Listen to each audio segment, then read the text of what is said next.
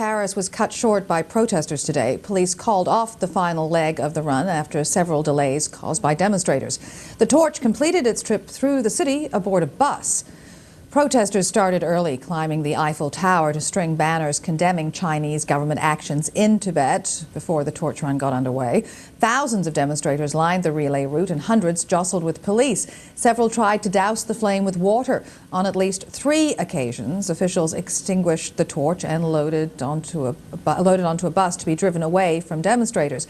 At times, security was so tight the torch disappeared behind a wall of police.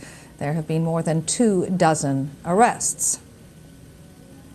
And CTV's Tom Kennedy joins us now. Now, security officials extinguished the flame 3 times in Paris.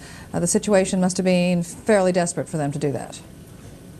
I would think so, and this is also really a public relations disaster for the Chinese government, which has called this relay the Relay of Harmony.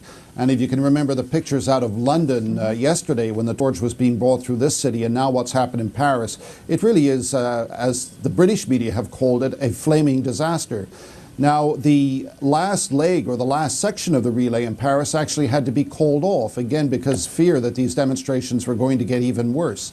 Now, the problem for the Chinese government is that this is a very high-profile event, as this torch is being brought really around the world. It's going to be going to North America, South America, Africa, Indonesia.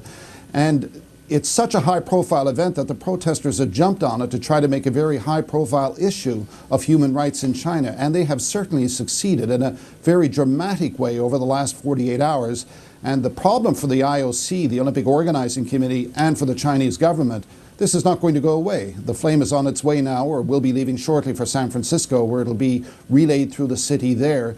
And people here really have very little doubt that these kinds of demonstrations are going to be continuing, not just in San Francisco, but in the next few months leading up to the Beijing Games in August. Well, they're certainly raising awareness, but is there any indication the protests are having an impact on world leaders when it comes to a boycott? No, there's no evidence of that yet. But the fact is they have pushed the issue of human rights in China. They have